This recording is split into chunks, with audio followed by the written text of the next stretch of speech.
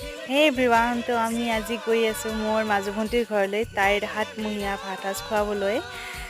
এয়া চাওকচোন, এখন গাড়ী সম্পূৰ্ণ ভৰ্তি আৰু দুখন পিছত আহিয়ে আছে। আৰু এক চাওকচোন খোৱাত ব্যস্ত হৈ আছে একেবাৰে। আৰু এইফালে পাতিছে ৰান্ধনীশাল, ইয়াত ভাত আঞ্জা বনাই আছে। আৰু ড্ৰয়িং ৰুমত এয়া দেউতা, বৰমা, জেঠী, মাহী, মামী সকলোৱে কথা পাতি আছে। আৰু এইফালে আমি কাজিন চিষ্টাৰ কেইটাই আড্ডা দি আছোঁ। নিয়ম অনুসৰি প্ৰথম সাজ ভাত ইহঁত দুটাক খোৱা হয়, গতিকে ডাইনিং ৰুমত ইহঁত দুটাক ভাত খাবলৈ দিছে আৰু আমি খাইছোঁ ৰাইজৰ মাজত।